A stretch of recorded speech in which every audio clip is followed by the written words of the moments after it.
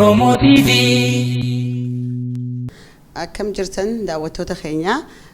kun sa'aatii 24 isinii dabraa jiru duula miidiyaati miidiyoota Oromoo hundaan eegalee an maqaan kiyya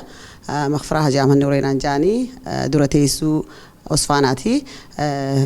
keessummoonni keenyas nama afur khabaraan wajjin jira diskas godhuuf har'a walitti qabamne isaanillee akka beessaniin carraa kannaafi anillee maqaan kiyya Kamaal Qaabatooti itti aanaa Osfaanaati. Anis maqaan kiyya Fahadii Hamzaati itti aanaatti gaafatamaa Dirreedawaa Civic Organization. Anis maqaan kiyya Guutamaa Mahammad Sultaanii position an qabu. Anis maqaan kiyya Duulaadha gaafa durgaa durotaa Osfaanaatiin jaa fudhatanii jiran amma executive board Osfaanaa keessuma jira trust board trustee ganaamu jaaramu jira amma ammaaf claim numaan godha. Hayyee galatoomadha har'a haasawa keenya gaa bal'inaan waa'ee biyya keessatti deemaa jiruu fi waan diasporaan waa'ee biyya deemaa jiru kanarraa dalagaa jirurraa haasofna. Ta duraan duraa mee wanni isin gaafatu fedhu biyya keessatti amma waa'ee deemaa jiru kanarraa Prime Minister Abiy Ahmed jechoota tokko tokko miidiyaa irratti bahee waan dubbatee jira. Waan san ilaalee yaada keessaniin akka isin naa ibsitan fedha anilleen gaafa isin fixxan yaada kiyya kan qabu irratti kannadha guutamaadhaan eegala guutamaa mee Prime Minister Abiy torbaan dabre kana keessa waa hedduu dubbatee jira mee haasoo isaa sanarraa maaltu sii galee akka nama Oromoo tokkotti miidhaan irra gahaa jiru kana ni agarta saniin wal qabatee waan inni jedhe kanarraa maali mee wanni ati irraa fudhatte? Galatoomii Maghfiraa biyya san keessatti haala siyaasaa Oromootii fi Itoophiyaa keessatti warreen biyya san bulchaa jiran waan tokko amala irraa hin jijjiiranne irratti argaa jirru amala nama sodaachisu Prime Ministeriin biyya sanii tahee nama siviilii tahee huccuu wannidha huccuu military America ta Itoophiyaa tu tanteen kaate nama sodaachisuuf dhaadannoo adda addaa haasa'uu ture waan hedduu nama ajaa'ibu keessa dheengaddaas paarlaamaa irratti bahee qabsoo amata 30 Oromoof qabsaa'ee jechaa ture waan nama ajaa'ibu keessa amata 30 Oromoof eessatti akka qabsaa'ee fi maal akka godhe silaanuu himeef gaarii ture haa ta'u malee isinitti hin dheeressu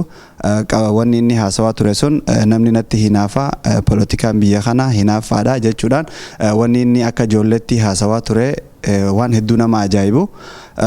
nama biyya bulchu tokko irraa waan hin eeggamnee fi namni tokko biyya bulchaa isatti namni lallataa guddatu hoguu taa'ee namni natti hinaafa politikaa hinaafaa jedhu fi waan tokko waan qabatamaan lafarra jiru inni didu gaafan qabsaa'oo Oromoo naan jaanii gaafan qabsoo Prime Minister ta'e immoo Oromoo narraa fuudhuu hin dandahanii waan akkasii jechaa ture garuu wanni guddaan inni beekuu qabu namni tokko Oromoos kan jaamu Oromoo ta'uu oolus kan jaamu dalagaa isaarratti sirna nafxanyaa guddisaa sirna nafxanyaa biyya san keessatti dagaagsa Oromoofin dhaabbadhee ani Oromoofin ama 30 qabsaa jechuun qaanjidha kanuma nama itti aanutti dabarsaa akka carraan finneef. Silattuu nurraa fixee jirta waan jennu Guutamaa ani gabaabsee wanni inni jechuu fedhu wanni dalagaa jiru amma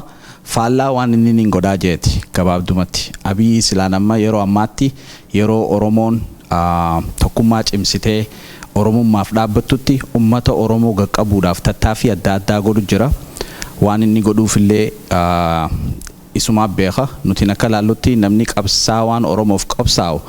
waan akkanaa kana godhuun irraa bareeduun jaa galatoomii Guutamaa siitu nurraa fixee haasawa.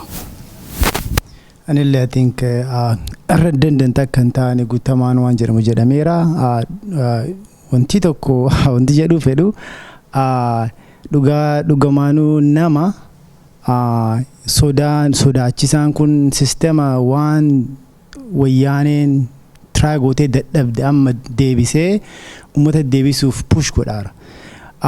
Ummata freedomii sirna wayyaanee gaanfa Afrikaatitti waraana guddaa jedhanii akkasitti Afrikaanuu sodaatu san qeerroo akkasitti jissite san iyyuu qeerroon akkasitti sirna sanuu jissite kana ummata already freedomii argatee waggaa 2-3 akka fedhetti deemee qe'ee ofii dhuunfatee akkasi jedhaas garas deemaaruudhaaf sodaan dhaabsisu jechuun abadan waan hin yaadamne kun isaafillee gorsaa ijis waan hin yaadamne wanti inni godhaaru. Galatooma egaa isin hundinuu jettanii jirtanii anilleen akkan itti ilaalu haasawaa isaa san akka lamatti ilaala. Tan duraan dura haasawaan isaa sun mootummaa abbaa irree gaafa itti ta'e kan nama agarsiisu. Yeroo namni yaadni sirraa dhume yeroo yaada gaariidhaan mo'achuu yeroo dadhabdu carraan ati qabdu humnatti jijjiiruudha san. Kunis haala yuunifoormii itti uffatee kun duruu waanuma sirni dur godhaa ture nama keenya ajjeesii dhabamsiisii beeysii cabsii waan akkasiiti kan irraa argaa jiru. Kunis akka hin milkoonne akka hartakkallee hin geessine waan isaafis tahee nama hundaafuu ifaa jiru garuu gaafin jirtu hagam takka isa deemsisaadha dhaadannoon inni godhaa jiru kunii fi tuffiin ilmaan Oromootiif qabu hagam takka akka isa geessisu gaafii guddaa natti fakkaatu. So kan biraa sabni tokko yoonii fi tolaan buluu dide humnaan dirqisiisuun kunis waan milkii ta'uu natti fakkaatu. Akka waliigalatti haasawaan isaa suni haasawaa abbaa irree ta'uu fi mootummaa nafxanyaa ta'uu kan agarsiisu. Galatoomadha. And I think pointii kanarratti yeroo hedduu dubbadheetiin jira akka lamattiin laala waan mootummaan Dr. Abiy jechuudha. Dr. Abiy dubbatee biyyatti yeroo lamaan miidiyaa dura dhalaawee jechuudha. Akkuma guutamaan jeetti huccuu militarii Ameerikaadhaa order godhatee uffatee dhalaa'uun isaa sodaa isaatiin irraa arge waan biraa waan inni dhaadatu fi kana hunda keessa nama sodaatee huccuu saniin dhokatee dhufeen arge harkayyaan. Maaliif namni tokko konfidensii qabaatuuf waan tokko akka nama yoo sargii yaamamtee dheetu huccuu xuriidha yoo dheete ulaa jalatti dhokattee teessa maan naan jaa'ettee yoo huccuu bareedaa uffattee dheete immoo nama hedduu teessetti qalbii takkaan teessaa jechuu konfidensii qabda. I think sani irratti arge ana biyya irratti maaliif yoo suufan dhufe sodaa isaa san irratti agarra. At least huccuu militarii tana uffadheetiin nama taaf tokko fakkaadhee dhalaawee jecharraa waan godhe natti fakkaata. Sanirraan wal qabsiisee akkuma guutamaan jeetti amata 30 uummata Oromootiif qabsaa'ee jee. Nuti fakkeenyaaf hara kiyyaan amata 3 duran isa dhageenya na biyya eenyu akka ta'ellee namni beeku hin jiru nuti illee isa dhageenye. Ammas umriin tiyyaas 41 ja'a. 11tti nuuf qabsaa'uu eegalee jechuudha. Sunis gaafii takka sanis yoo nu deebise gaariidha. Amma 11tti qawweetam qabatee eessa seenee deeggala kamitti dhufee wanni Abiyyee irraanfate takka gaafa kursii sanarra taa'u eenyu akkasii fidee fi akkamitti akka dhufe irraanfate na fakkaata. Inni waan lolee dhufee kursii tana qabate itti fakkaataa jira. I think ammayyaa kajaamu san dhukkubni sun isa qabeetti hin oolu natti fakkaata. Maaliif irraanfata hedduu irratti argaa jirra. Maaliif waan qeerroo fi qarreen teenya loltee kursii tana irra isa keessee akka waan inni qawweedhaan lolee dhufetti nutti himaa jira. Sunillee warra biyya saniitiif hedduu yaaduu qabanii warrummaan paarlamaa sunuu waan kana irratti yaaduu qaban. Maaliif namni irraanfata itti heddummaatu booda rakkinnis kabiraati. Kana manjaa san irratti hin dheeressu. Sun waan namni hundi argee nama hunda kofalchiisee jechuu. Kalammada ammas akkuma guutamaan jee ammas natti naafanii fi maal kajeessa waan namni shaayii irratti faa buna irratti faa ajajatti ganda keessatti haasa'uun fidee akka mootummaatti silaa waan akkanaa kana jechuu isarraan eegamu hangamta akka mootummaa du'aa kute jechuu ta'uu isaa kanarratti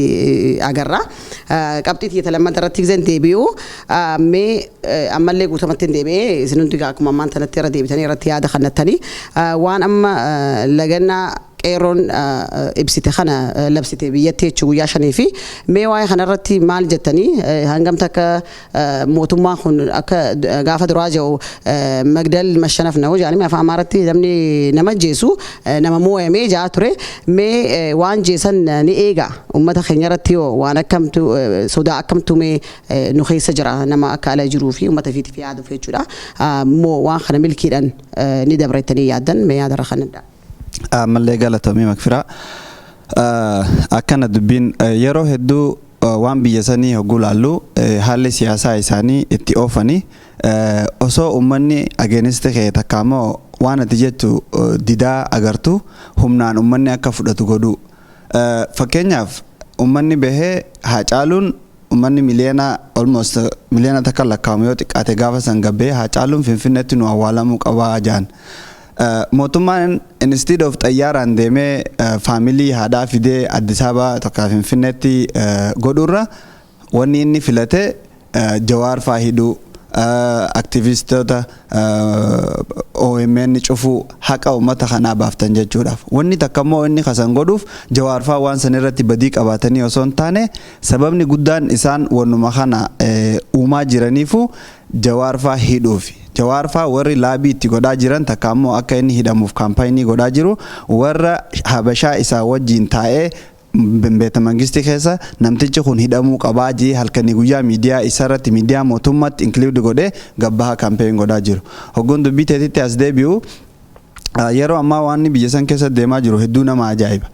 Bakka Oromoon jiraattu hundatti Oromoon akka isaanii wajji falmaa jirtu osoo beekanii Oromoo dirqiidhaan warra amma fakkeenyaaf lagannaa gabayaa magaalaa tokko tokkotti hogguu isaan cufan warra baadiyyaa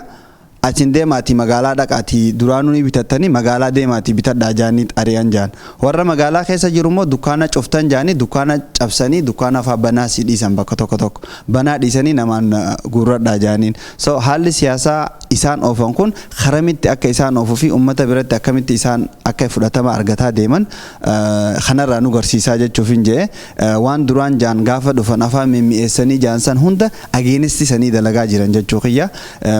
Magdal Mashanaf kana khajeen gabbahee Oromoo 200 way ajjeese sanumaa warri kaampeenii isa biraa godhu lakkii habashaatti dhumee jee kaampeenii hojii godhan hoguu lakkoosa ofumaafuu himamimmoo lakkoosi dhumus Oromoodha so waan akkanaa hoguu laaltee mootummaan kun hangam akka gabbu'ee jiruu fi hangam takka akka wayyaan irrallee warasti uf godhaa jiru nu garsiisaa jira itti aanu duulatti dabarsa. An gabaabdutti wanni nin jau wanni inni biyya keessaa godhaa jiru amma waan mootummaan meeq isa dura tattaaffiitti godhee dadhabee jechuu yeroo ammaatti kan namni communication qabu dhiisiiti gaafa Oromoon communication yookiin walqunnamtii hin qabaanneewu Oromoon tattaaffii guddaa gooteete nutiin hin gabroomnuu jettee mootummaa kana itti loluu turte jechuu sanumarraa deebi'ee yeroo ammaatti yeroo namni akkanatti hariiroo qabuu fi communication strongii ta'ee fi jaarmeenii hedduu jiru Abiyyi dhufee waan kana godhuun wallaalummaa isaan agarsiisa gabaabdutti waan biraati miti maaliif jennaan ummanni Oromoo garaa ballata silaan ummanni Oromoo dheengadda gaafa inni aangorra beesan garaa bananii fi OPDO ta duru raanfanneeti si fudhannee jaanii harka banaadhaan isa silaan fudhachuu baatanii arraan tana Oromoon tun eessanna ADJ'ti xiqqoo if shakka jechuu rakkoon jirtu garaa bal'ina keenyaa fi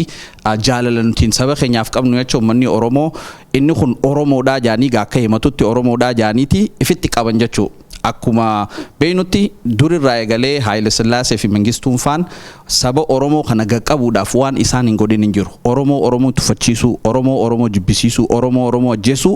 kun sirna isaan lafa kaayanii turan jechuu osoo Oromoon garaa bal'aa fi garaa xaliilaa fi gammachuu fi kabajaan isa fi qabduuti inni ummata sirna nafxanyaa jala deemu ifi qabuudhaaf tattaaffii osoo godhuuti arra asiin nu gahee jechuudha wanni inni wallaale qabsoon Oromoo hayyuun fedhu tahuu sabboonaan fedhu ajjeefamuu hidhamuu qabsoon Oromoo arrabooda akka if duuban deebine silaan tana jala sarrasee fi himuu qaba kun waan namuu bayaanatti arku kun waan jijjiiramuuf taa'u miti hin gabaabdumatti. I think duula pointi maduulaan jedhe san irratti eda'uu fedha. Ma jedhanii social media gave power back to the people akka jedhan yeroo ammaa is 2020 amni wanti na ajaa'ibe war advisory man isa bira jiru kunillee advising godhu yoo laalte jettu ofuma deema jechuudha namichi kun kabira ammoo wanti nama ajaa'ibu ani addunyaa keessattuu addunyaa keessa saba mara laali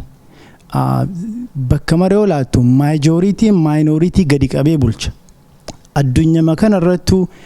ummata Oromoo qofa lakki si caalu iyyuu hin fedhu qixa taanee bulla ardima ofiirra namni kadhatu ummata Oromoo malee ummati biraa hin jiru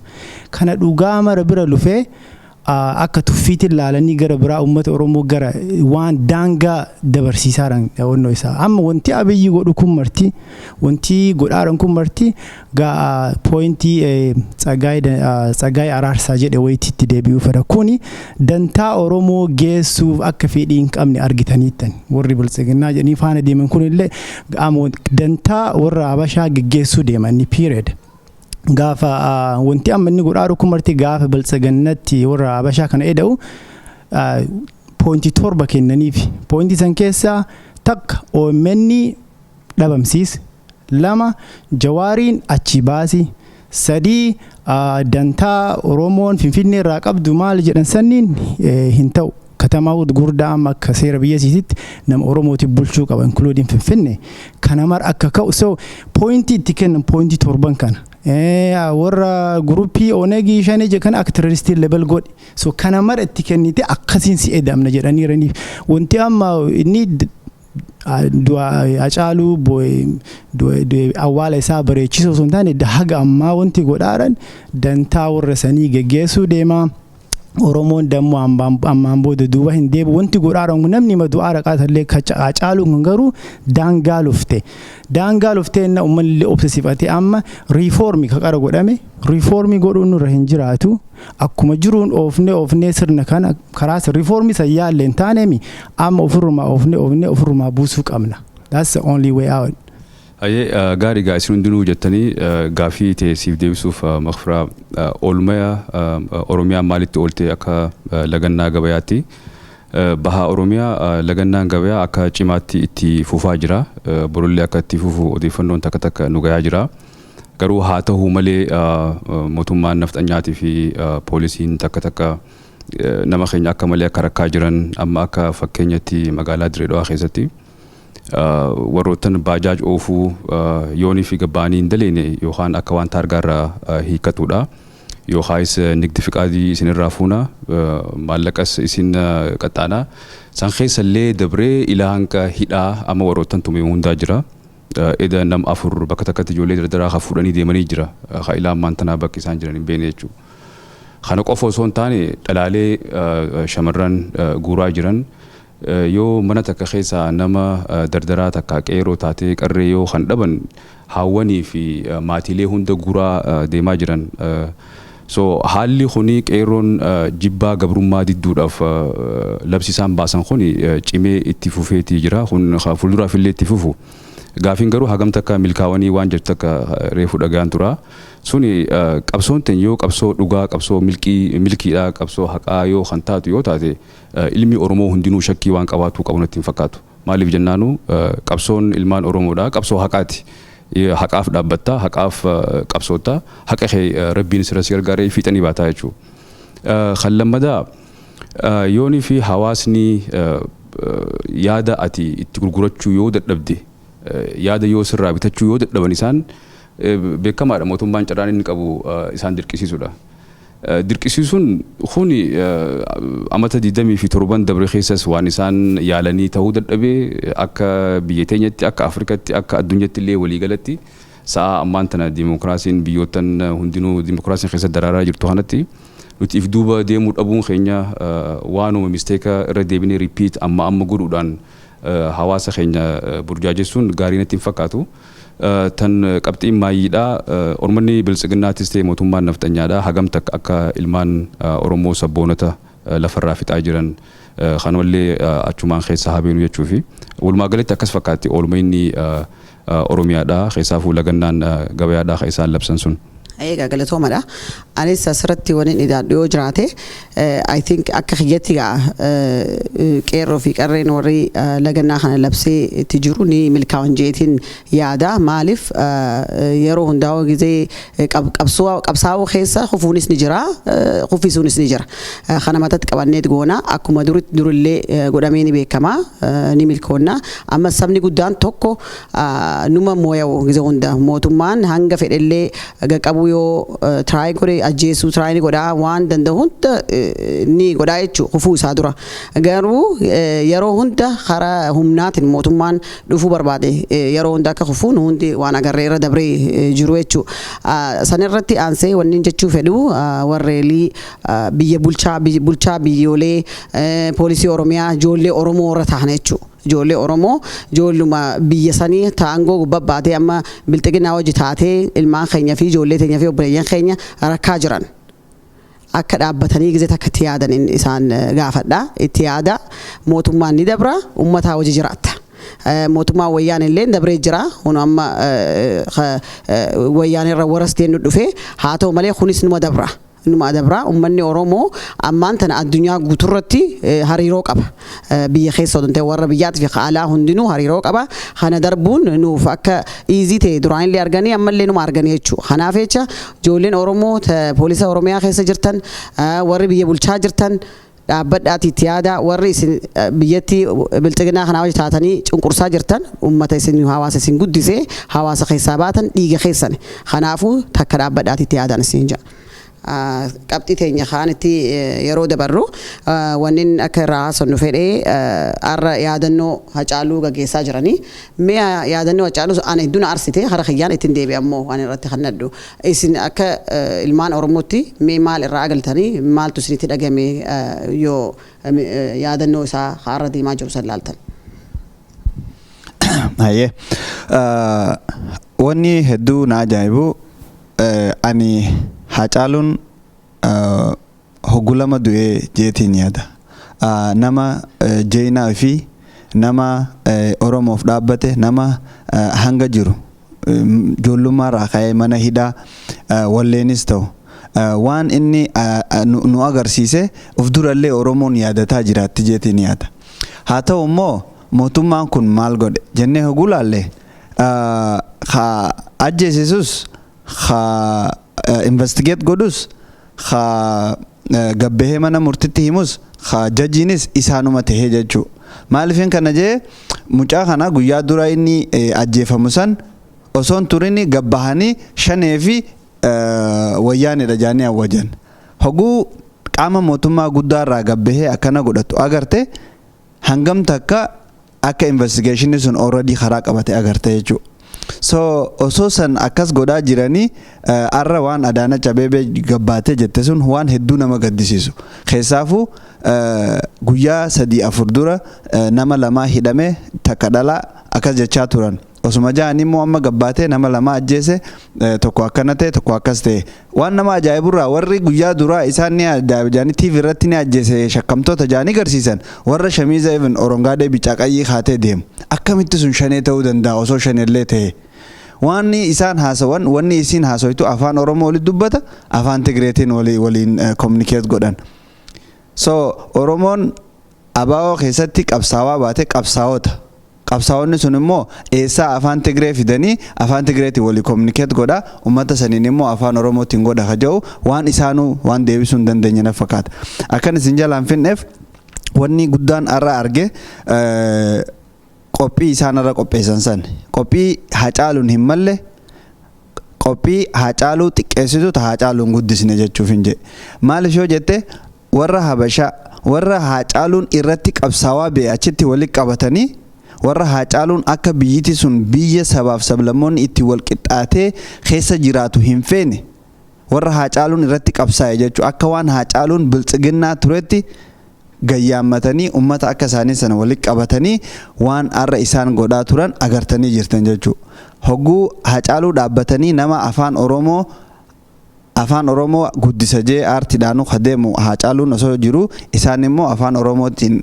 afaan Amaaraatiin nama yaama maaliin nama yaama yaadannoo Hacaaluu xiqqeessanii jeetiin yaada kana kan isin jalaan finneef nama itti aanutiin dabra rabbiin dhiiga isaati isaa baatu faamilii isaatii fi Oromoo hunda kanarratti jajjabina ammallee irra deebi'aa kan nuuf hin jaa. Akka nama tokkotti ani isinittillee dheeressu Hacaaluun nama sabboonaa Oromummaa jaalatu Oromoo tan osoo danqoonne Oromoo ijata kallaalu Hacaaluun lubbuu isaa uummata Oromootiif ni kan jeetiin abdii qaba hangaana nasitti isaa harkee gaafa Osfaanaadhaaf kaansertii isa finne Hacaaluun xiqqaa fi guddaa nama Oromoo walqixa ijata kallaala kabajaa guddaa namaa qaba nama dhugaan qabsaawaadha wanni isaan shirri isaan dalagaa jiran ammoo shira dirree taa'u shirallee yoo dalagee namni toftaadhaan dalagee xiqqoo waan irraa fakkaattuu jetta akkuma guutamaa waan inni pointii inni xiqqoo hundarra deebi'ee jechuun feesisu akkuma inni jeetti wanni isaan godhaa jiran hundi yoo laalte waan sabboonummaa Hacaaluu ibsuu miti maaliif jennaan ummata inni wajji qabsaa'e hidhanii gizee ummata inni takkaa wajjin dhaabbatin arra wanta isaan godhaniif san irratti gizee dhiyeessan hedduu waan fokkotaadha so wanni joo namni yoo kijibaa fi yakkina namarra kadalagu ta'ellee fakkeeffadhuu jira tanuma dirree teessuun godina ajaa'i mootummaadha isaan kun tapha ijoollee taphachuutti hin jiran namni amma yeroo ammaatti ballaa fi dhegelaan waan deemaa jiru laalee harka katitee isaan jala maxxanee deemu yoo ta'e malee. I think Guutamaan detailing keessanii waa maraa ibseera yoo wanti takka itti da'u jiraate already we know kun wama expect godhaaru oroo osoo takka nama Hacaaluun dhadhee bariisaa gabbaanii investigation takka malee gabbaaniitiin akkana orra shaniitti ajjeesee already level godhan amma achiin booda torba wanti kana Adaanach yeroo gabbaatee wanti kana dubbatuuf word kijiba isaanii ka duraan san aanar godhuuf malee waan biraati miti kun namnummaan qabalee bulchullee waan gari beete kijiba qajeelchellee osoo kijibee bareeda kun waan hin taane waan darajaa sadarkaa biyyaa nama biyya bulchuu irraa eeggamni godhaaranii kabiraadha nama poointii awwaalcha Hacaaluu jedhu san irratti waan shufuroo akkam Guutamaan jedhe kana godhan dhiisi osoo Finfinnee osoo hawultii Minilikii sanillee kaasanii ka Hacaaluu irra kaanii Finfinnee guutuullee osoo godhanii du'a isaa hin balleessan gaafa inni du'e san chaansii qaba turan yeroo san du'a isaa aanar godhanii liidaroota keenya hidhuu didanii isaanii mari'atanii liidaroonni keenya irraa argamanii awwaalcha akkasiisan osoo godhanii fi adda Oromoon illee hagana hin hubamu. Kuni like du'a lammaffaa sadaffaa uummata Oromoo ajjeesan deebanii beekaa keenya hidhan it's like wanta daangammaa hin qabne keessa deemaaranii it's pretty sad akkuma jedhe going by pointii duraan jedhe sanitti namichi advisor immaan bira taa'ellee waan kana ittiin muka jiru irraa ijis waan akka daa'imaati wanti dalagaarani honestly. Ani akka nam takkaatti akkan itti ilaalu suni tuffii saba Oromootiif qabani wanni godhan wanni biraa takka illee hin jiru jechuudha. Nama tokko nama high profile qabsaawaa sabaa tokko torbaan lama keessa osoo hin guunnetti inni du'ee namni isa ajjeeses beekamee awwaalamee so already statue isaa dhaabbachuudhaaf takka yookaan waan akka paarkii maqaa isatti godhuuf osoo waan torbaan lama keessa hin geenye kuni ta duraan duraa tuffii saba Oromootiif qaban tuffii aadaa Oromootiif qaban tuffii afaan Oromootiif qaban kun kan isaan agarsiisu jechuudha. Kan lammadaa reefka Hacaaluu poolitikaaf itti fayyadamuudhaaf jedhanii waan wal qabsiisanii Jawaar fa'aa waan itti hidhanii jira. Garuu reefka Hacaaluutis ta'ee du'iinsa Hacaaluutis ta'ee even awwaalcha isaatillee warri poolitikaaf itti fayyadamaa jiru Oromoo mootummaa naftanyaati. Wanni araan tana godhan kun ragaa guddaadha jechuudha. Namoota Hacaaluu gaafa inni jiru isa dhaabbatee ilaaluu hin feene santu araan tana sagantaa araan tana hagubara dhaabbatee akka waan Hacaaluu wajjin turanii Hacaaluun isaan akka hedduu isaan laalaa guddatee waan akkanaa kana gizee haasawan hedduu waan garaa nama gubu waan moor madaa gubbarti dhukkuba idoo waan ta'u garuu sabni Oromoodhaa kan hin irraanfatu namni dhalli ilma Oromoodhaa waan isaan arraan tana godhan kana garaa keessaan baatu mataa keessaan baatu seenaa keessaa illee hin baatu nuti du'a Hacaaluu takka awwaalcha Hacaaluu bakka feenetti akka awwaalannu waan isaaf barbaachisaa ta'e waan isaan malee hundaa'u ilmaan Oromoo akka godhanii fuulduraaf illee abdiin qaba. Galatoomaadha isin hundi tuuxanii waan mootummaan bilxiginaa dalagaa jiru biyya keessaa du'a Hacaaluutiin wal qabatee akka kiyyatti wanniin an arge sanirraa gaafuma dura fuudhaniitu Ambootti awwaalama jedhanii deemanii san ta duraan dura Hacaaluun Finfinneen handhuura Oromiyaati jee amana sanirratti lolaa ture yeroo dheerallee qabsaawaa ture kanaaf jecha waan inni fedhu san maaliif godhamaadha taakka talammada yoo Hacaaluun achitti awwaalame Oromoonis Finfinnee claim gooti kunis hin barbaadamu ta sadaffaa namni booyaa jiru sun namni dillee akkasi beef sun Finfinnee keessa turaa jechuu hanga inni awwaalamu kanaaf nama kana hunda isaa wajji kara Amboof irraa gaggeessuu fedhanii jechuu maaliif akka warri Amnesty International ta'e fi kun hundi Finfinnee keessa jiranii waan deemaa jiru ni argan namas ajjeesuuf achi keessatti isaan hin mijaa'u tanaaf nama kana baasanii karaa Ambootti achitti yoo xiqqoo ka'ees fixuuf uummata kana lafarraa jechuu kanaaf achittiin godhatu murteeffatanii garuu ni bilisoomna ni deebisannaa nuti qonnellee baasnee deebisnee finfinnee dutti awwaalaman mallee Hacaaluun talammada memorial isaan amma godhan kun waan hedduu garaa nama gubu odoo arra memorial kanan godhin Prime Minister Abiy dhagaa tokko lafa kaayaa footoo kaayee ture memorial Hacaaluutiif jaanii wanni memorial jaanii kaayan sun English fi afaan Amaariffaatiin katabame. Hacaaluun nama afaan Oromootii qabsaa'ee nama Oromoo sabboona Oromoo tokko nama afaan Oromoo guddisuurratti wanni guddaa taphatee jechuudha karaa sirbaatii fi aartii karaa muuziqaatiin. Kanaaf jecha Hacaaluun akka afaan lamaan isaan katabanii achi kaayaniif sanii ni fedha. Hacaaluun sila afaan Oromoo qofaan katabamee isaa taa'e fedha jechuudha. Faallaa waan Hacaaluun hin feene hunda godhaa jiranii sanirrallee dabreet uummanni nafxanyaa ispeeshaalii warri isa feene jechuudha. Warri isa feene warri artistii jaamee wal qabatee deemu sun wali qabamee Hacaaluun Itoophiyaadhaaf du'ee jaanii even warrummaan isaaniitu irra deebi'anii itti hoflaa jiran akka namatti gaddii fi garuu Itoophiyaaf du'een jeena waliin jechaa turan jechuudha. Hangas takka waan nama arsuu nurratti dalaganii garuu duuti Hacaaluu bilisummaa fidduu nu hundaafuu haa godhu ni fiddillee jeetii yaada. So kanumaan wal qabatee mee ammallee du'uma Hacaaluu kanarraan wal qabatee waan jechaa jiran tokko jira shanee fi enyu Tigreetu Hacaaluu ajjeesee jaan as deebi'anii arra memorial kanarratti Shimallis na fakkaata ha dubbatee maal jee Hacaaluun jecha inni OMN tu ajjeesee odoo OMN irratti jecha isan jedhu baate hinduu warra Hacaaluu silaan hojii jiraa jee so san jechuun baramma khara baraatin waa lama dubbatan khara baraatin shanee fi onag shanee fi Tigree ajjeesee jaan as deebi'anii ammas Hacaaluun odoo silaa OMN irratti dubbatu baate hinduu kanaa jecha OMN ni si Hacaaluu ajjeesee jaan san jechuun OMN irratti wanni ni dubbate nafxanyaa balaaleffate so amma dhugaa himanii jechuudha don beekin dhugaan oduma teessoo don beekin nama keessaa baati akkasii himan talammada odoo sanillee isaan himuu baatanii silaa Hacaaluu shanee fi Tigree ajjeese jaani abaa'oon hangam takka yoo Minilik jaalatte hangam takka Minilik isaan itti abbadan kana yoo jaalatte maaliif Minilik nurraa tuqee jaanii ajjeesan sunis mee gaafii takka warra waan kana jedhuu fi mee sanirraa amma achi haanii hara diiyaasporaa isaa deebinu akkuma beektanii waan adda addaa godhu jirra. Diaspora Oromoon diaspora jirtu jechuudha. Mee maal yaaddan waan ilaamaan tanaa dalagameerraa qabsoo Oromoo keessatti diasporatti? Oromoon kallee guyyaa isaan waan gaarii dalagan osoo of hin qusatin bira dhaabbatanii kumaatamaan bahanii deeggaranii jiranii amma immoo gaafa isaan Oromoo cunqursuu eegalan gaafa isaan nafxanyaa jalatti galanii Oromoo cunqursuu Oromoo ajjeesuu Oromoo hidhutti deebisan waan kallee isaan ni dhaabbanneef jirra amma booda namni hidhamu hin jiru amma booda namni du'u hin jiru jaansan diiganii Oromoo cabsuu eegalan Oromoon qabsoo kallee alarraa godhuu turte keessaafuu qabsoo akka dippiloomaasiittis tahee qabeenya isiitiin Oromoo biyya keessaa rakkattu gargaaru amma karaa qabsootti gad deebisanii jechuudha. Keessaafuu du'aa Hacaaluu kanarratti biltsiginnaa maal akka taate namni edda hubatee jira. Clearly argee jira. Karam akka nama Oromoo oofaa jirtuu fi eessatti akka Oromoon booda aantu mana namaatti akka duuti itti dhufaa jirtu Oromoon agartee jirti. Oromoon diiyaasporaa jirtu immoo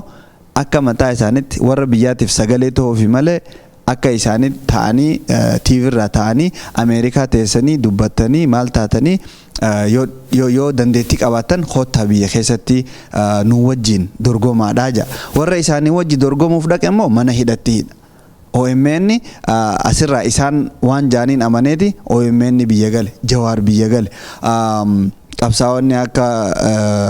Oromoo Hamzaa Booranaafaa biyya alagaa jiranirraa garan arreessa jiran akkamiin namni biraa isaanitti dhufu osoo kaachi jiran nyaataa jiranii waan jiru fi saniif jecha Oromoon asiitis akka duraanitti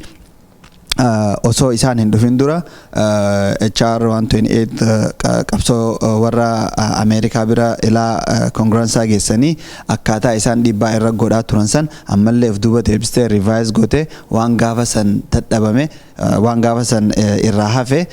erga isaan dhufanii booda mootummaan kun jijjiirame jaanii irraa laaffisan san of duuba deebitee qabsaa'uuf ala baatee agarsiisee jirti jechuudha. Kun immoo magaalota Oromoon jirtu addunyaa kanarra jiru hundatti Oromoon bakka jirtu baatee eenyummaa isaanii agarsiisanii jiranii sanumaan jaawarraa hafeef hin dhiisa. Ani wanni niin jiru qabsoon daayaspooraa keessatti godhamaa jirtu yeroo ammaatti wanni isin si agarsiistu bara baratti dur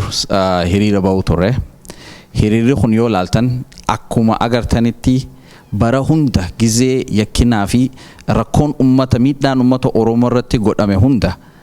akkasumatti namni heddumminaan idaamaa baha. Wanni isaan beekuu qaban, wanni isaan dalagaa jiran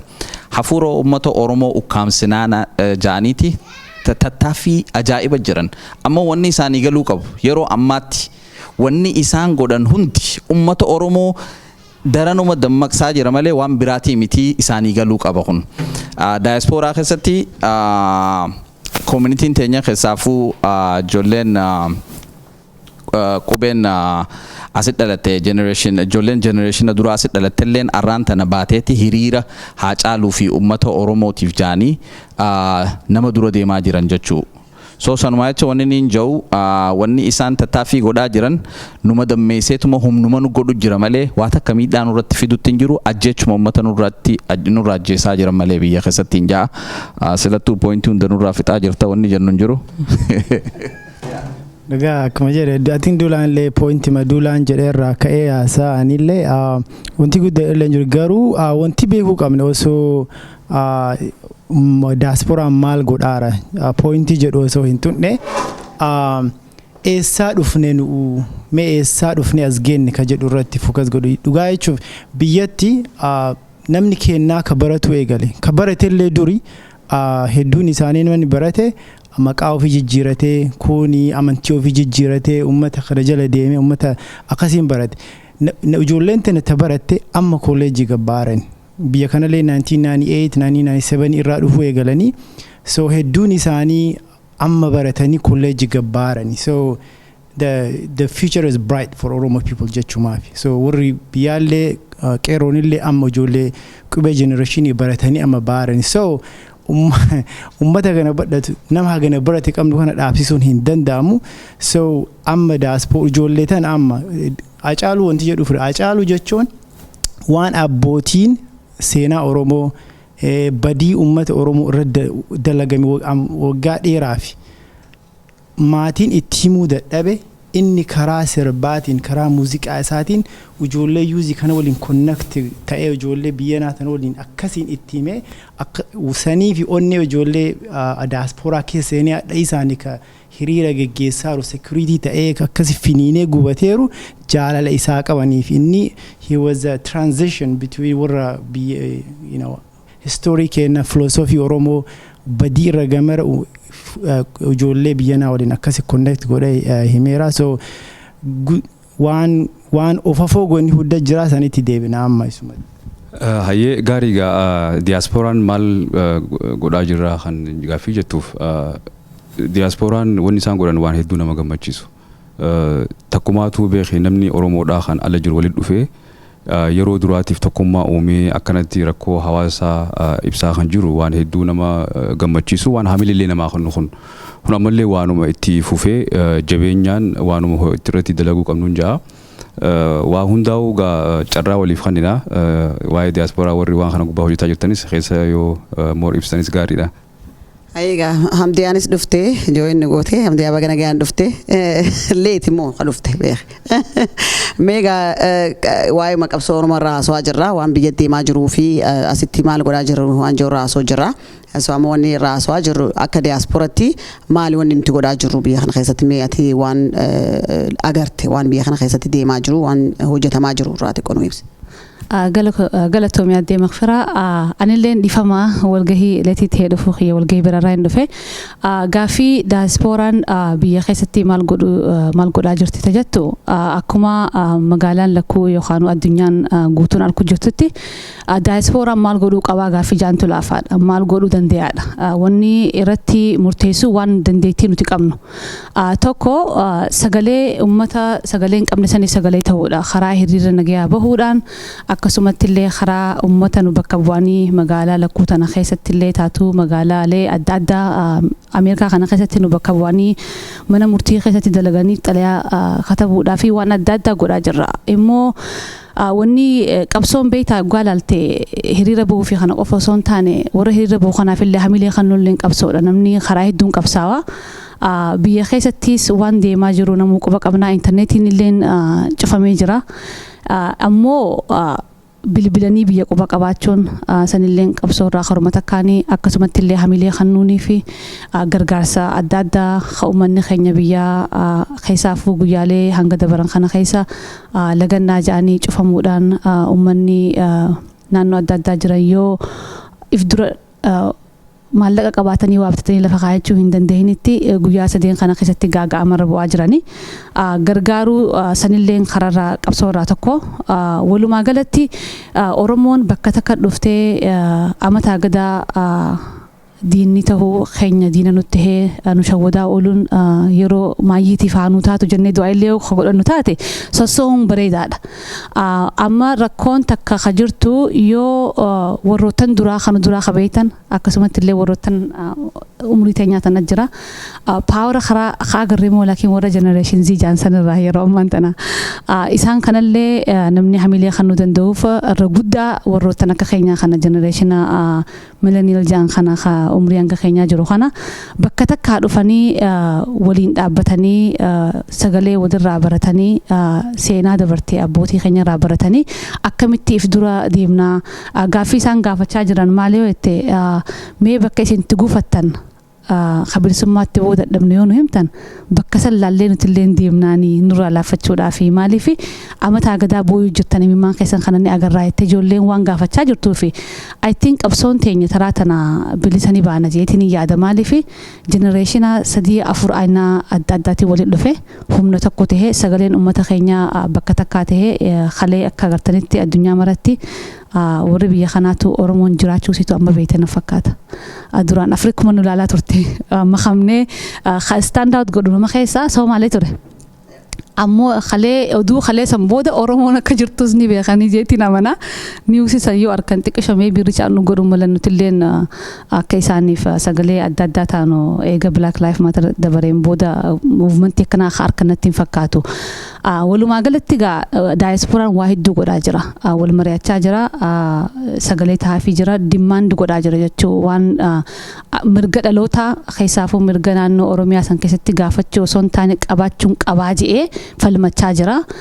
Yeroo maayitiif rabbiin meebii gaaffilee teenya tana nuti humna keenya wajjin waliin qabee deebii argachuu mallaan ja'a.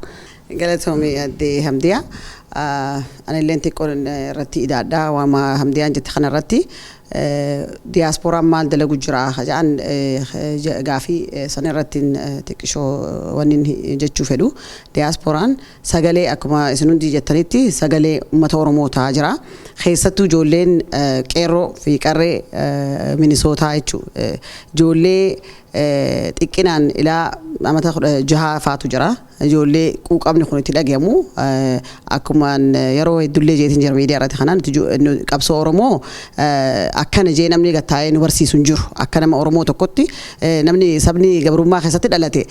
numa beeka naturally waan deemaa jiru hanga agartuuf ni beektaa jechuudha ijoollee teenyas akkasumatti nuti akkana innee wanni barsiisne hin jiru garuu wama nuti guyyarraa roorroo nurra gahaa anaannata nuti himachaa deemnu kanarraa galaafii jechuudha wanni kun generation kanatti dabree jechuudha amma ijoolleen hedduu nama boonsan diaspora keessatti wanni isaan dalagaa jiran ilaa halkan subii isaa 4 AM Oromoo Committee ta'anii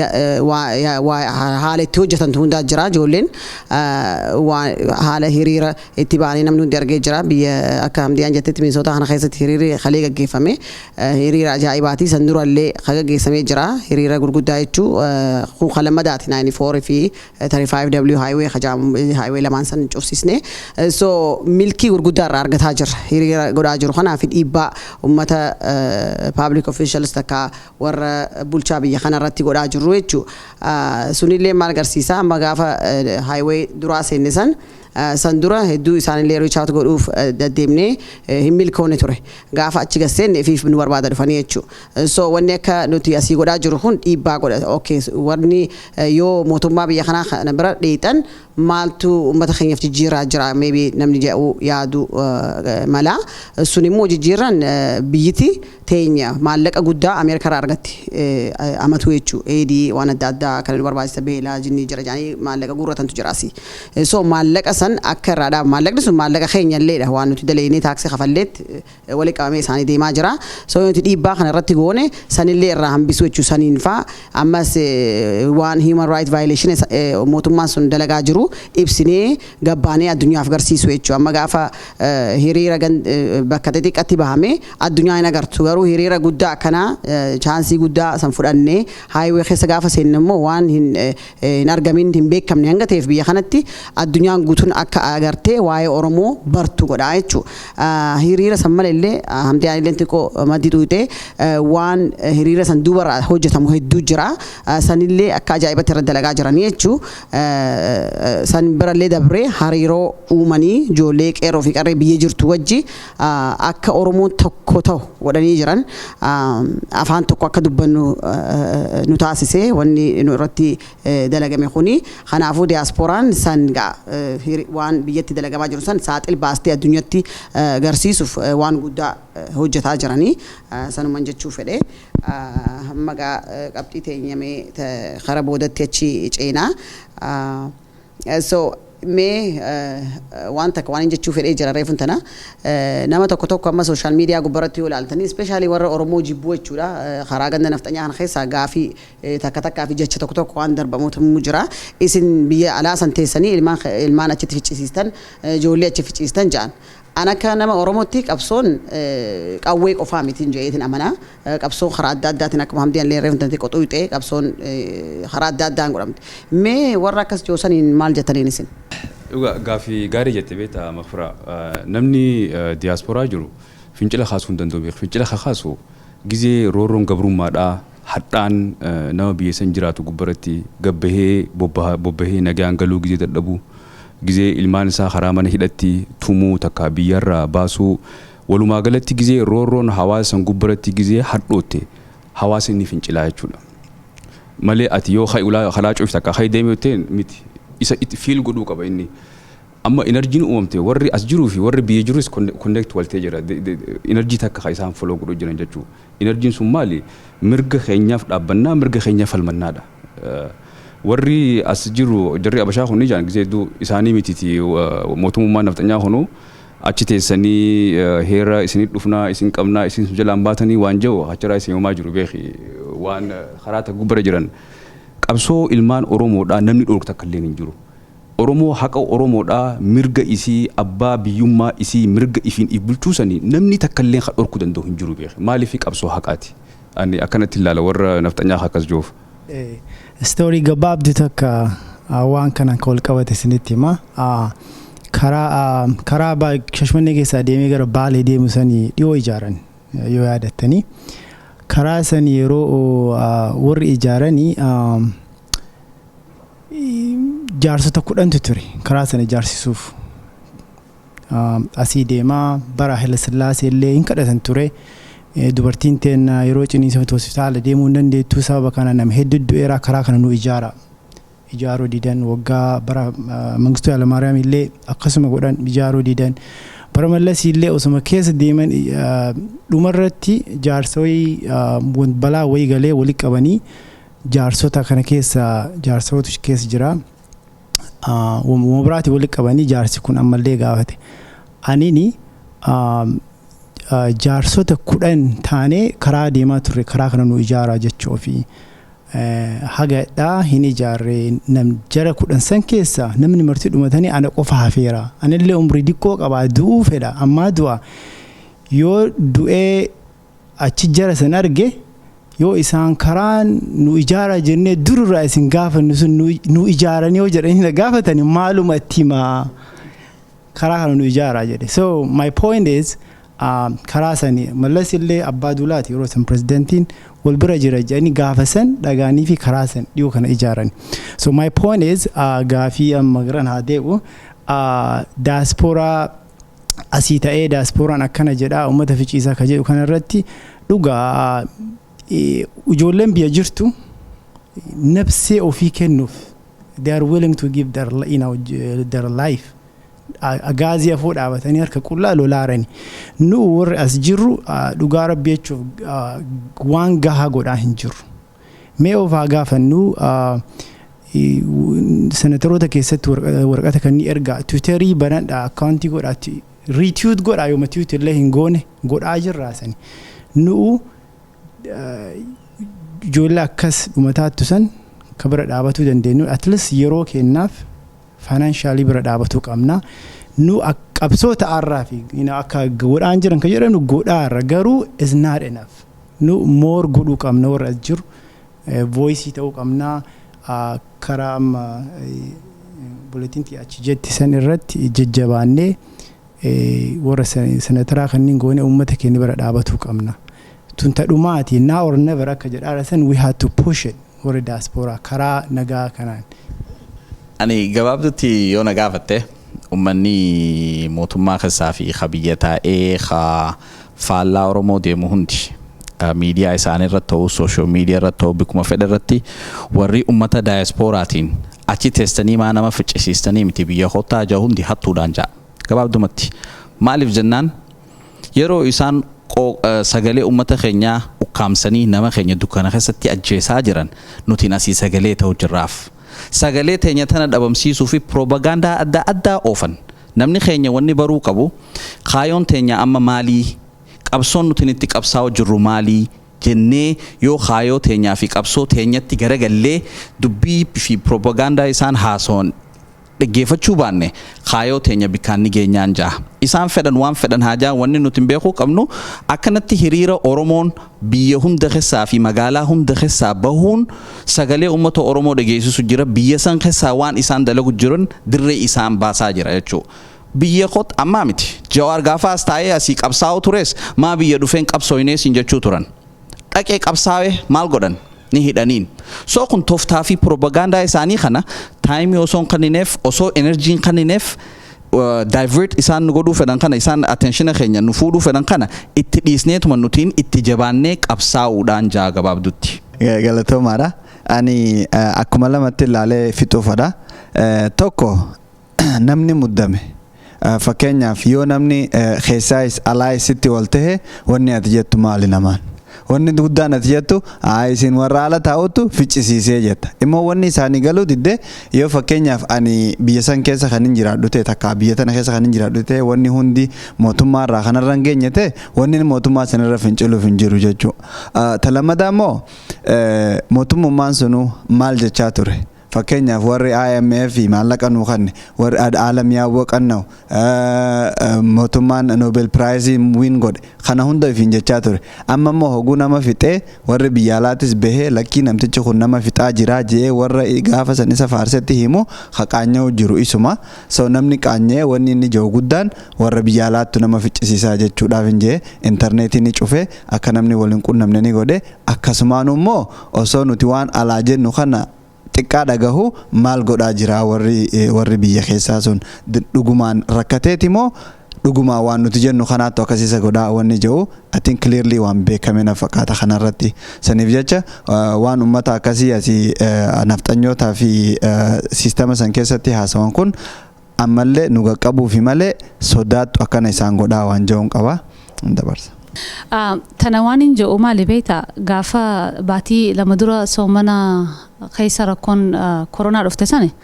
warrumaalaa galatoomfachuu ture. Maaliifi warrumaalaatu dhaabbatee gargaara jechuudha. So haalli biyyattii teenya systematically ittiin jaaramte gargaarsa isaa dura warra alaa kana mooraalii yookaan humna guddaa takka ta'e inni yaadu ol kanneef an hedduu social media jala deemu hedduu ammas nama siyaasaati illee miti engadda kootaa galaa jeema waan akkanaatiin dhagee ala teessanii waacinaa namni kagalee huu bakka ittiin goonee waan ja'an takka ture. Saniifuu warri akkas jedhu sani ugguu takka takka ijoollee biyyaa yeroo wajjin dubbattu akkuma obboleessi keenya jedhu kun hedduun ajaa'iba. Onni akkasii dur ni qabnaa moonutu moo onneen akkasii amma uumamteen jaa. Intarneetiin ka cufamee jiru ka information isaan hin qabne haalli itti isaan sossowaa jiran hedduu haalaan si ajaa'ibsiisa. humnaan mootummaan tokko nama bulchuu hin danda'u. Bileemis nama biraarra kaayuu hin danda'u. Hogguu takka takka hoggaan taa'ee yaadu maaliin jaa amma dirree dhawaa takkitti haa fudhannu bakki nani keessaa quba qabu jechuu guyyaa fi halkan jala hordofaa jiru.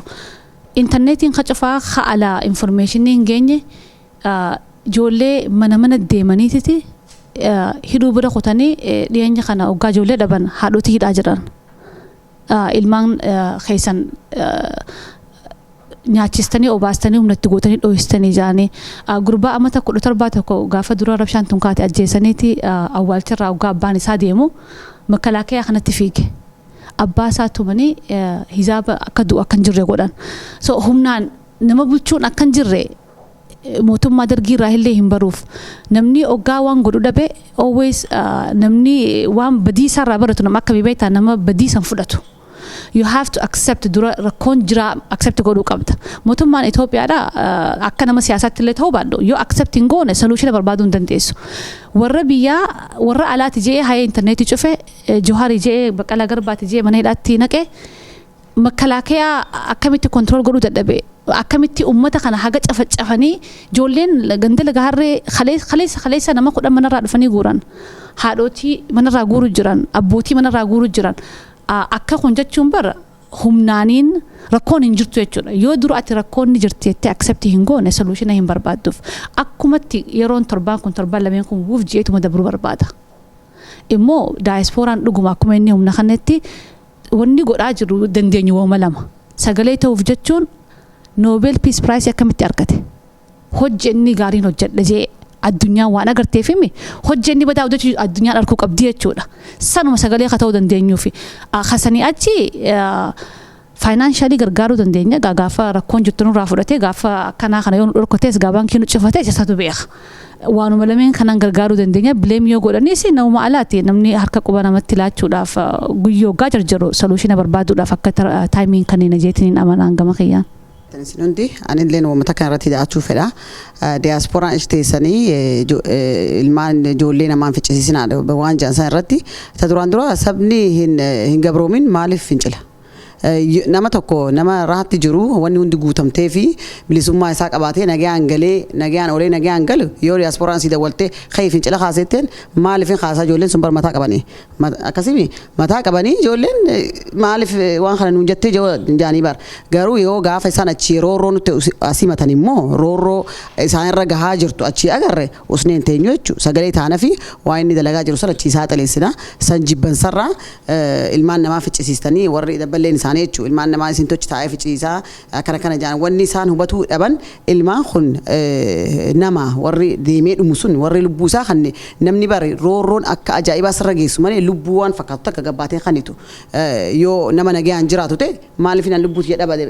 deemee lubbuun akkuma nama hundi lubbuu isaa fedhu kanaa jechuudha. Kanaaf anna kofalchiisa takka akkasii nama nagaan jiraatu khayiti fi lubbuu ta'e kan yoo itti namni godhu hin jiru. Kanaafuu duramee dhiibbaa irratti godhaa jira ajjechaa san irraa hadii saniiti san booda saniti deebi'anii haanuun jaaniin jaawarra akkas joosaniini garuu nuti qabsoon teenya asii itti fufti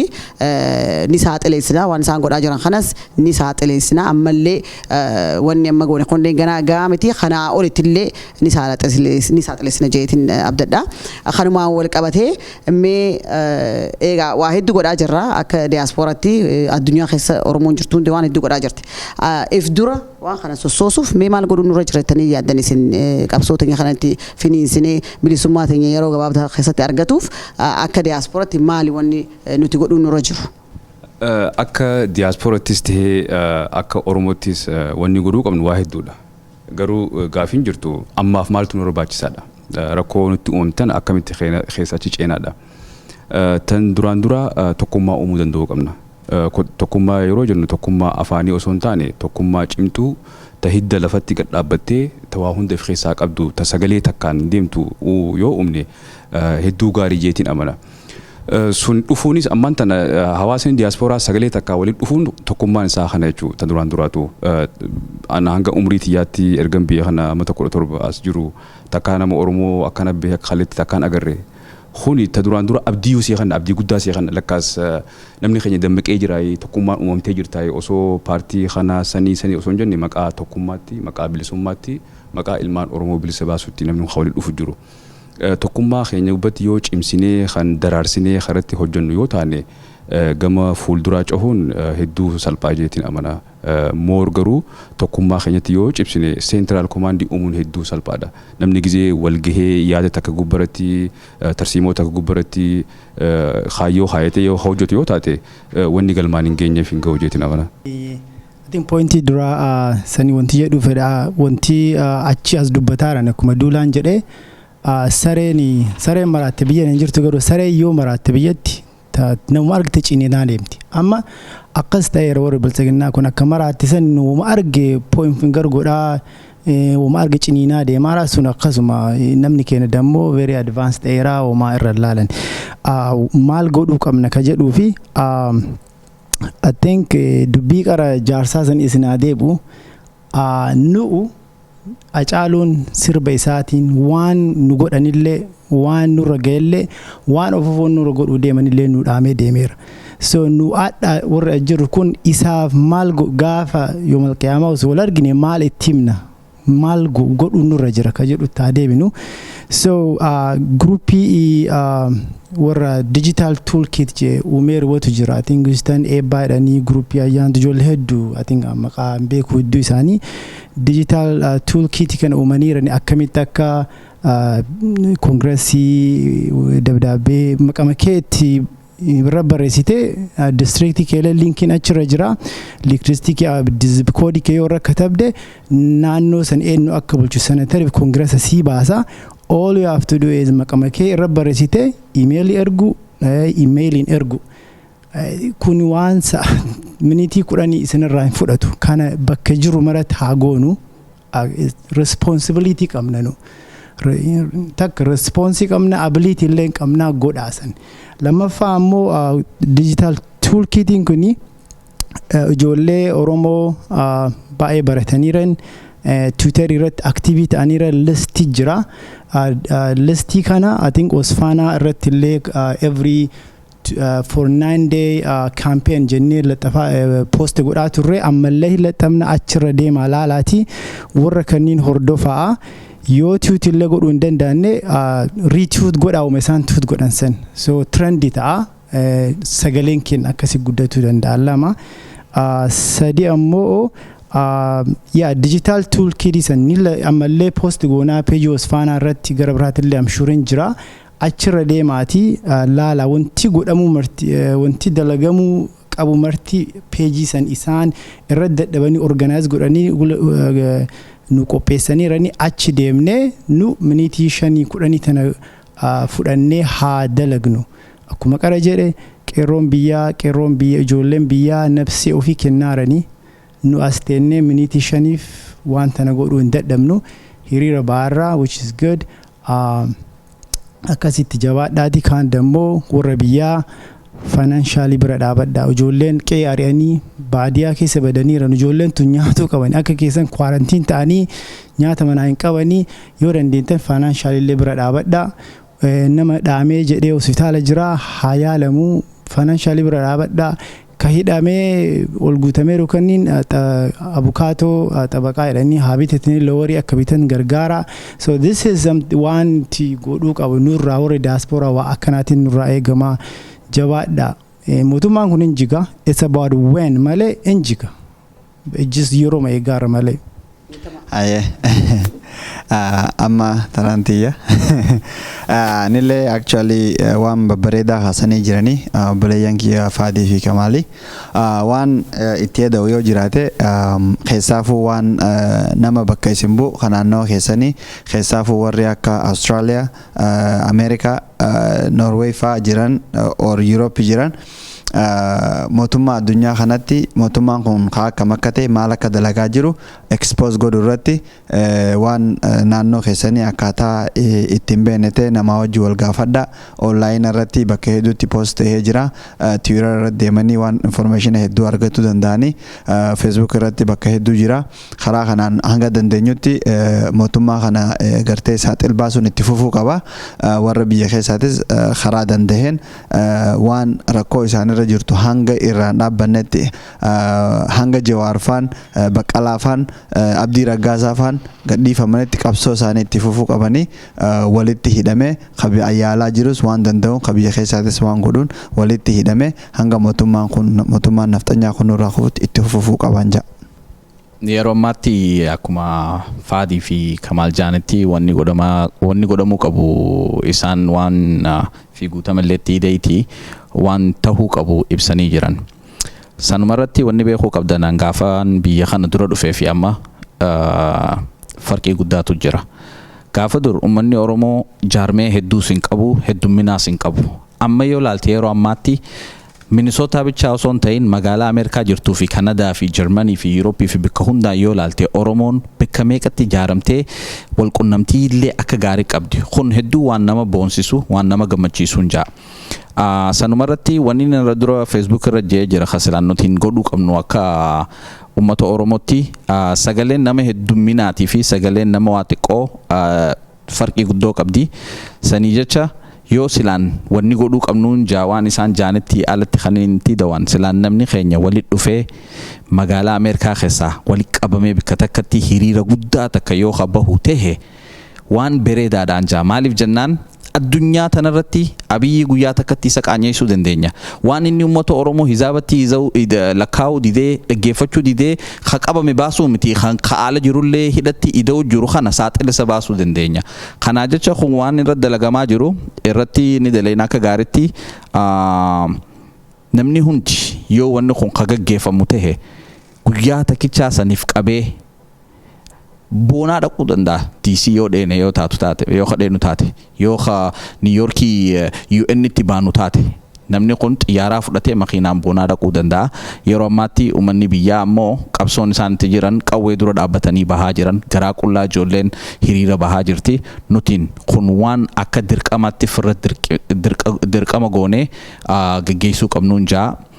Sanuma faadaan jaa ammallee khabraa kaniin jiru ummata daayaspooraa keessa jiru kasammuun isaanii ganaa hin bilisoomin bilisiqinyaa ummata jaamu namni yoo sammuun bilisoome saba isaa bilisoomsaa jaan. Fakkeenyaaf ummata kana nillee jajinaan nama sammuun isaa bilisummaa hin qabne gabrummaarra jiru nillee haasawa isaa waayitti hin izaabina maaliif jennaan ummanni kunarra saba Oromoo dhiisitii obboleen isaanii haadhaaf abbaa isaanii kabiyya jiru ollaa isaanii warra magaalaa isaanii oromummaa isaanii haadaniiti waan hin taane galgalaa ganama haasawan isaan kanaa wajji dhaabbannee iyyuun pooyintii keenya irraa hin baasa. Maaliif yoo jette amma yoo ilaalte uummanni kun mee eessa jiran gaafa Mallasii fi namtichi Jaballaa kan biyya bulchuu ture gaafa inni Oromoo miidhuu ture eessa turan gaafa san? Ammoo gabrummaan ummata Oromoo irratti yeroo dheeraadhaaf dalagamaa turte sammuu ummata Oromoo gabroomsuuni sammuun isaanii gabroomtee jirti jechuudha. Maaliif jennaan arra isaan eenyu bobbahan galgalaa ganama alagaa takkaa isaanii tuquna agarreen ummatuma Oromoo akka Jawaarfaatti bobbahan. So ummata kana wayitti nizaabinaan itti dhiisaadhaan jaa haajabaannee humna takka godhannee sagalee takkaan ummata keenya bilisaa baasnuun jaa. Wanni lamatti daachuu barbaadu takka akkuma duulaan jeetti jara badhaadhinaa baanan kana nama keenya oggaa nama keenya duulee gabrummaan irraa hammaatti jajuullee osoo hin taane bulchiinsa naannoo adda addaati irratti illee jara keenya kajiruutu ijoollee miidhaa jira. Kajara ijoollee teenya xoqqomaa jiru. Kajoollee teenya eenyummaa jabina isatti beeku kadura dhaqanii manaa fuudhan ka bulchiinsi nama naannoo keenyaa Oromoodhaa irra jiru. Haalaa dhufe isaan hin beeku. Isin cufti yoo dandeessan ni beeytan naannoo keessan bulchiinsa ni beeytan dhaamsa dhaamaaf sirni ni dabra. Yaadikuu qaama 27 bulcheessane akkatti bu'eefuu bu'e. Kunis numa dabra laakiin seenaa Oromummaadhaa paartiin adda addaa yookaan siyaasaan adda addallee taatu ilmaan Oromoo san isaaniin addallee yoo ta'an seenaa xurooytu dalaganii seenaa isaanii dabarsuun duratti dhaamsa dhaamaaf akka karaa gaariirra deebi'an karaa nama miidhurra ala deebi'an paartii isaanii ooffatanii ijoollee immoo akkuma biyya kanatti sagalee keenya dhageessisnu warra nu bakka bu'etti isaaniifillee irratti dhiibbaa godhuu dandeenya hanga dandeenyu nama seef godhullee yoo dandeenye. Kalamadaa akka amaduulaan jeetti dur akka namni amma bahe gaafa dur kubbaa Oromoodhaa amata kudhamee qawdiidam dura yoo namni makfiraan jirti biyya kana jechi wali buqqee namni dhufuu ture jidduma kana namni addaan dhabame. ammammoo namni yeroo heddumminaa walitti dhufee jira organizationniinis yookaan afooshaalenis hedduudhaan jirti wanni godhuu qabnu ijoollee amma lafaa kaate tana haa mooraalii kenninee fi akka as bahanii hirmaatan dubartoota keenya irra guddaa if duuba ja'an qaanfachuudhaaf yookaan yoon gabbee dubbadhino mooraalii haa taanuu fi haa bakka jirurraa addunyaa jirturraa as bahaa hirmaadhaa hawaasni keenya jaaramee jira bakkuma teettu jaarama akkuma teettu jaarama hawaasni walitti dhufee hawaasni jaarame hawaasa sagaleensaa humna qabaatee waan jijjiirama fidi waan jiru jecha Twitteraa fi kanallee baranne nutillee old school beeta so amma retweet godhaa jirra I think retweet godhaa jirra immoo akkuma dandeenyu nama hedduu jira waa barsiisuu ka dandeenyu haaluma muuxannoo itti qabnuun namatti itti dhiyaannee ijoollee ammaan tanaa immoo lafaa kaate tana mooraalii guddoodhaan ifis saammannee akkamitti generation kanaa fi kaduri walitti fiduu dandeenya minimize gaappii goonaa irrattis cinaa tokkoon dalagaa karaa advaansimentii inni jee kanattillee yoo daleenne atiin fiinxani baana jeeteen abdii guddaa qaba. Egaa galatoomadha anis hara kiyyaan I think waa hunda fixanii jirtan fakkaata wanni godhuu nurra jiru karaa tweet fi social media kanan illee dubbate so warri amma gaa diaspora jiru please namni at least tweet illee qabaatu yoo baatanii Twitter namni hin qabne illee Facebook ni qaba so achirratti ni agartan warra as jiru warra aktivistoota keenya waan isaan post godhan jala deemaa laala waan godhaa isiniin jaan godha daqiiqaa 5 daqiiqaa 10 yoo sirraa fudhate sanii oliin fudhatu sanii achitti immoo duulaan waa'ee hiriirarraa dubbatee ture irratti dalagaa jira actually hiriira sanii DC jaamaa jira so gaafa gaa DCtti bahaa jaamee guyyaa murtaawee namni Oromoo ala kana jiru hafuun qabu jeetin yaadan maalifi kun waa'ee du'aa fi jiruu keessa jirtu amma bakka maayyii sanirra geenye jirra kanaafu guyyaa murtaawaa keessatti ni ibsan wanni hojjetamuu qabu hojjetamee jechuudha DCtti hajaa jiranii so gaafa san hojjennee finnee baanee afaan tokkoon jechuu waan barbaannu san milkoonnee akka deebinutti namni tokkollee ka Oromoo jedhamu hafuun qabu jeetin yaada akkuma Hamdiyaan jettetti immoo ijoolleen teenyama ijoolleen qeeroo fi qarreen reefullee irraa dubbannee turre Hamdiyaan hin jirtu taa'anii hanga manguddoolee teenya gahuutti imeela bananii fi waan barbaachisu godhaafii jiranii ammallee namni sun hin dhagahiyyoo jiraate Oromoo Community Minnesota yoo dhaqan achi jiran ijoolleen tun ni gargaara laaptaap isaanii qabatanii achi taa'anii manguddoofis imeela bananii fi waraqaalee ergamuu qabdu hunda ergaafii jiranii sanillee qooda irraa fudhadhaa warri laammaan tanaarraan fudhatin je'eeti fixuu barbaada galatooma isin hundi gaarraa asitti argamtanii waan kana godhuuf ammas irra deebinee guyyaa biraa asitti deebinee ni goona. Ani message dhumaa ka qabu actually pointing kuni Zoom meeting ijoollee state biraa walii osuma goonu namni wayi point waan kana godhe ana wording kun yeroo baay'ee dhufa tokko haa taanu durra akkasuma jenna I think we are too large of the population to be under the same umbrella. Jaantala tokko jala deemuun we are too large. So namni akka laaluutti amma namni hedduun naannoo ijaaramaara akka wal beekuun ijaaramaara pointii amma duulaan jedhe qara ammaa tan ijoollee yuuzii hedduun ijoolleen barattellee steeta kana Austraaliyaa Canada wal qunnamaaran instead of umbrella tokkotti leadership tokkollee deemu yoo dinne warra ijaarame kan akkamitti wali dalaguu dandeennaa irratti hojjetuu qabna I think duulaan point out godheeraa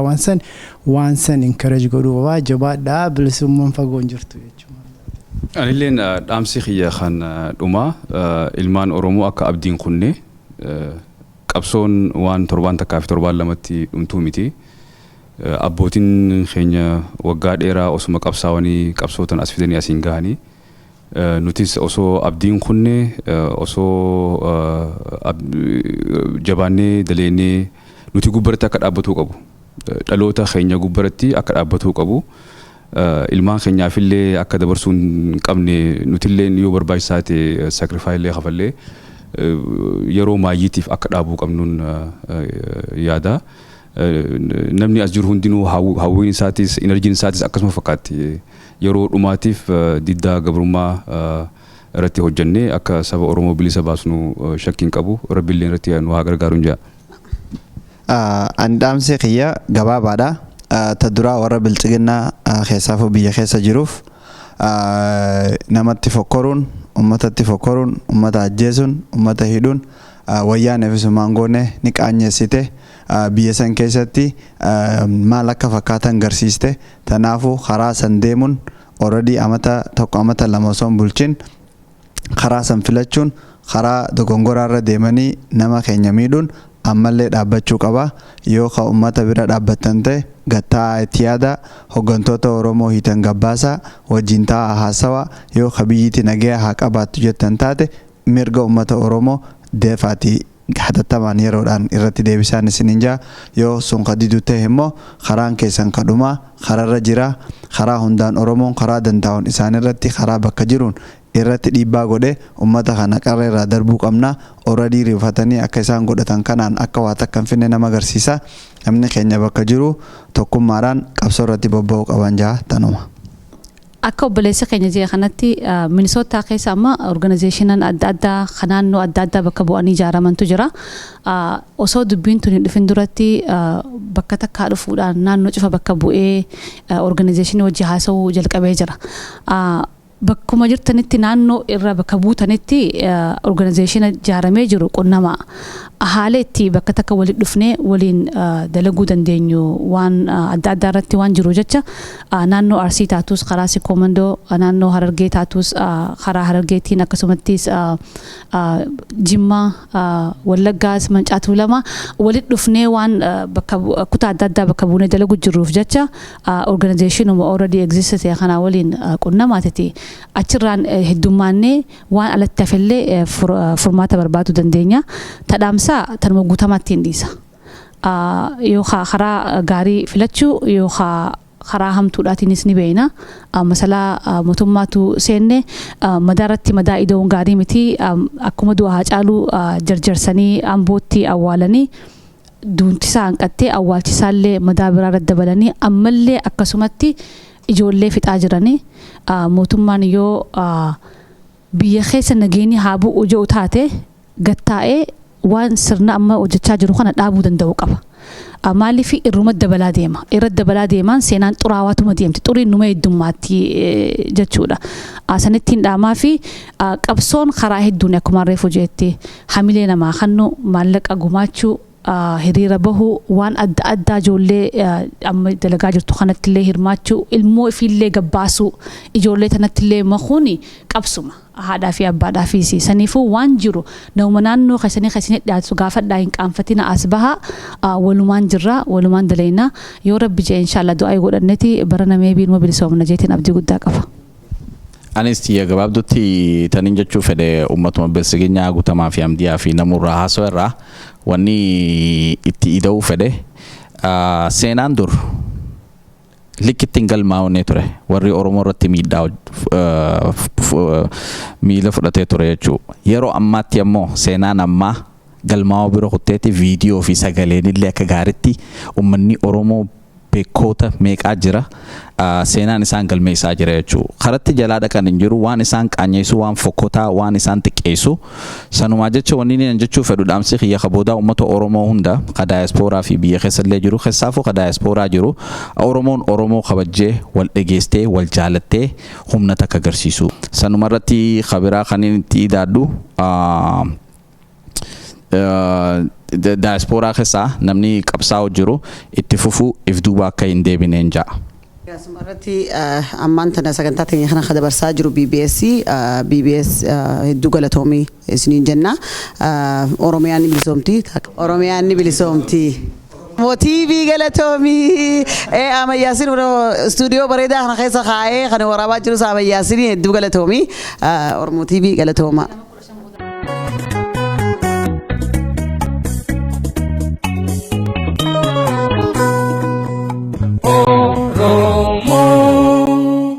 Oromo TV